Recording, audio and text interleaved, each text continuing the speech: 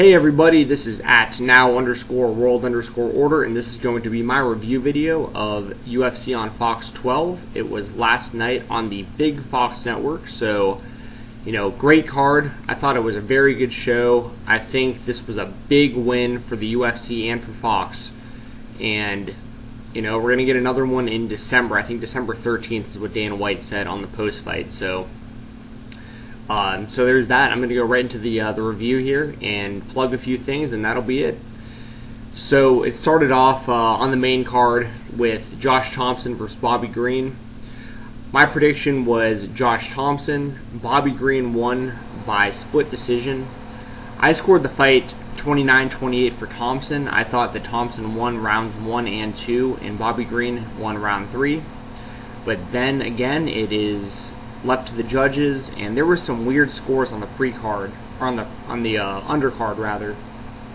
Like, I think there was one fight that had one round, or there was one judge that scored one fight a 30-24, which is like impossible. Like, it doesn't. I mean, it's possible if the scoring system is different, but on the current scoring system, the 10-point must, you never see 30-24s unless a guy like dies in the octagon. So that was just weird. I mean, that's a whole other thing for a whole other video, the scoring, refereeing, judging, all that stuff, the commissions. Anyways, I think Bobby Green, he was ranked number 13 coming into this fight, and Josh Thompson was ranked number 3, I believe, at lightweight.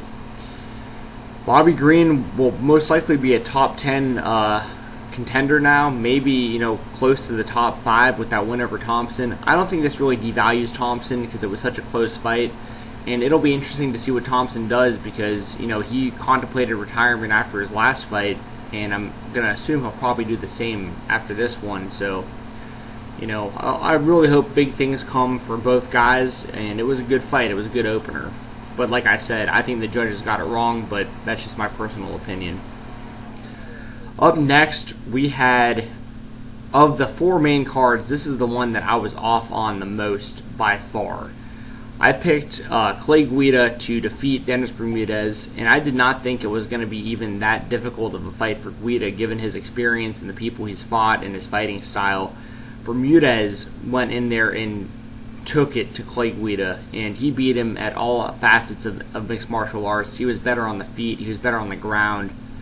Bermudez looked like a beast last night, and he's got a good little win streak going, and I think he'll get a top 5 or top 10 opponent next, and he may be getting up there in featherweight contention. Maybe another 2 big wins. He might get a championship shot if he looks impressive as he did last night in his next few fights.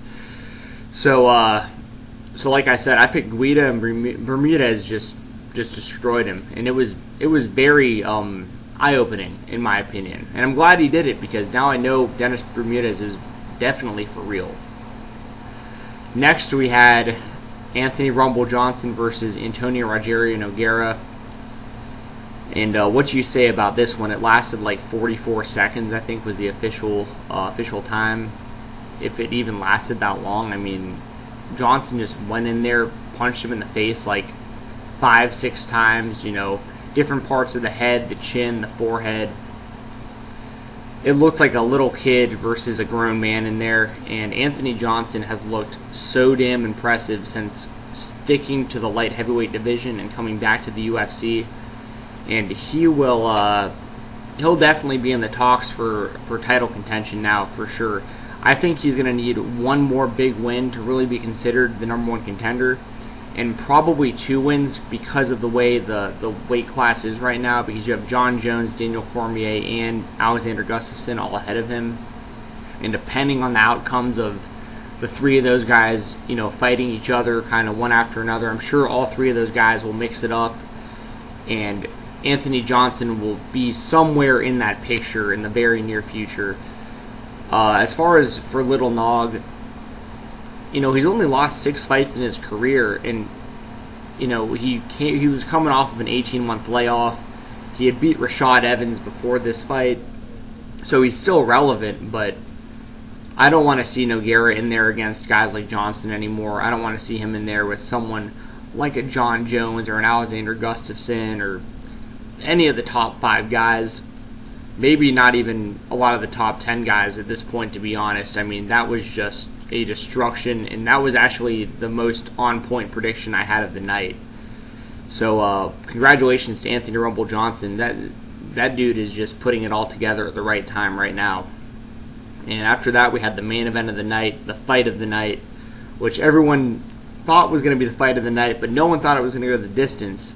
We had ruthless Robbie Lawler versus the immortal Matt Brown. Damn good fight. The only part of this fight that I got upset about was the phantom low blow, where Lawler clearly landed a kick to the midsection of Matt Brown. Matt Brown kind of winced in pain and turned like he has in so many of his other fights when he gets, a strong kick to the body. And Brown kind of grabbed his cup, and Big John separated them for a second, and that could have been a big turning point in the fight, because Lawler might have gone in there and could have potentially finished him if he was able to bull rush him from that position. And I'm not going to take anything away from Matt Brown, because this was a hell of a fight. This was a great 5-round war.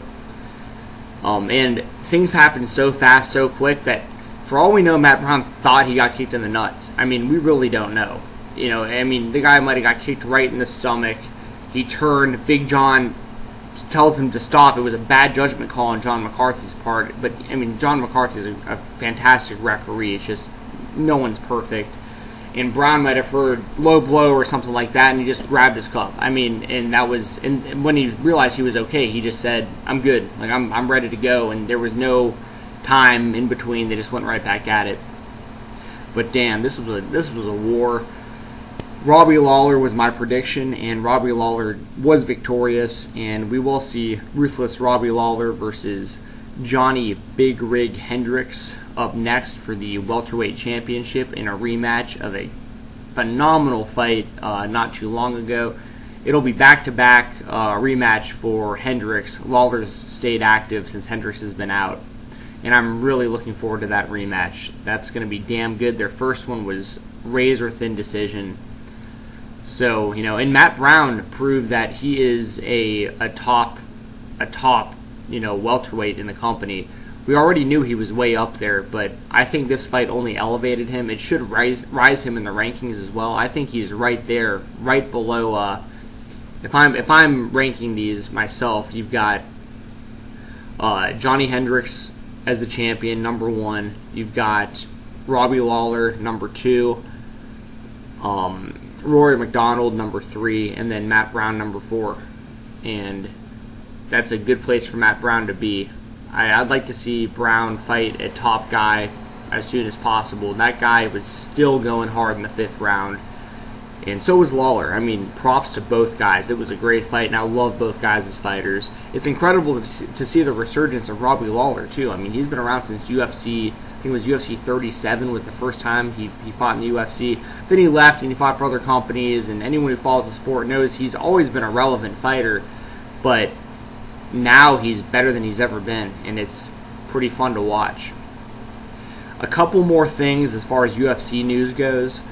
I didn't mention this in my last video, mainly because I figured everyone already knew about it and they're already promoting it, but I'll just give my 2 cents. Alexander Gustafsson is injured, and John Jones will be defending the light heavyweight championship at UFC 178 against his arch nemesis, Daniel D.C. Cormier. I'm more interested in this fight personally because these two hate each other, and I think Daniel Cormier is the best guy in the division, and he might be the best guy at heavyweight too. He's just a machine. He's a beast. Everyone knows his credentials in Olympic wrestling and all that stuff. I think Daniel Cormier is going to be the one to take the belt from John Jones. And that's going to make for a very interesting scenario in the light heavyweight weight class, because with Gustafsson also earning that title shot, the 3 of those guys, I think, are just going to be in a merry-go-round of fighting each other, and Anthony Johnson will be plugged right in there as well. That's a big fight, and check out Twitter, like Ariel Helwani, for instance, posted a direct message that John Jones sent to Daniel Cormier, but Cormier couldn't send one back because they don't follow each other. Really, really good stuff already. So just check that out. And the biggest news of this past week, in my opinion, is Nick Diaz has signed a new 3-fight deal with the UFC. And Nick Diaz, for anyone who doesn't know, he is my favorite fighter to watch in the octagon. I don't care for all of his personal shenanigans as much, but as far as fighting goes, I think he's the most exciting fighter in the company, in my opinion. And everyone's talking about Nick Diaz versus Anderson Silva, and I think it's a definite possibility, but I think Diaz will fight someone before then because Silva will not be fighting till February, if all the reports are correct about that, and that's to Dana White's understanding as well. So, comment here on YouTube or message me on Twitter or something like that and tell me who you want to see Nick Diaz fight next if it isn't Anderson Silva. There's a lot of guys that would make for interesting matchups with Diaz, and I cannot wait to see him back in the octagon. Just going to plug a few more things and I'll get out of here. So check out EA Sports UFC. I've been playing the heck out of that, and they just released a new update, and it included TJ Dillashaw, Tyron Woodley, and Takeya Mizugaki rather. I think that's so cool. They're adding fighters for free. Dillashaw should have never been exempt from the game in the first place, but he was not that relevant until he won the championship, if you want, being honest. And they even updated some moves. Some people, it's more realistic to their actual style of fighting. There's more sprawling. There's less overhead slams. And now you can touch gloves at the beginning of the fight again, which was an odd exemption when the game originally came out. So all good stuff there. If you want my gamer tag, send me a message here or on Twitter, and we'll play some UFC on Xbox One with you. Also, follow the Think Deep podcast on Twitter at ThinkDeepPodcast. That's at Think Deep Podcast with 1 P. And you can find them on Twitter and YouTube as well. And any episode that I'm involved in, because I am a part of that podcast pretty regularly, I have the episodes that I am a guest on here on this YouTube channel as well, so please check those out. Also, I want to plug my friend Daniel Sallerson. That's at DanielSallerson. And he works for the New Orleans Pelicans NBA team and the New Orleans Saints NFL team. He has a podcast called the Black and Blue Report, which is the official podcast of both sports franchises. He's paid by both. He does this professionally. It isn't like me talking on here. That's a professional broadcaster with real credentials, and he's a very good friend of mine. So I want to make sure y'all follow him on Twitter too, because he's very talented, and he's always putting out good stuff, especially if you're a sports fan. So check it out. The last thing I wanted to mention is, let me grab it real quick. So I haven't read a magazine in I can't remember how long. If you're a fan of rock and roll music, or just music in general, or just an interesting read, check this magazine out.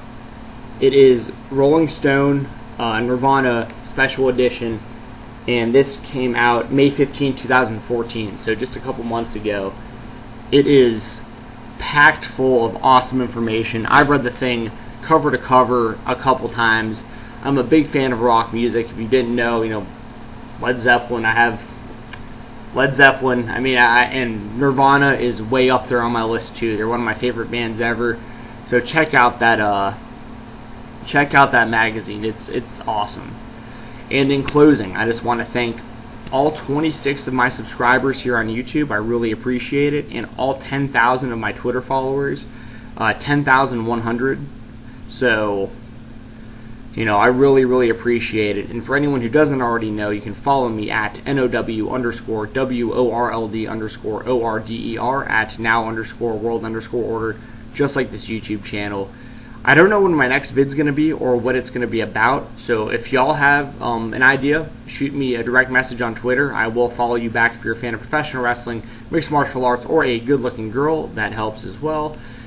And send me comments here on YouTube. Tell me what you want this next video to be. Maybe I'll just answer questions, because I got some of those. Pro wrestling, MMA, whatever. Let me know what y'all think. So follow me on Twitter, subscribe to my YouTube. Y'all be safe. Have a good one. Take it easy, and I'll see you soon.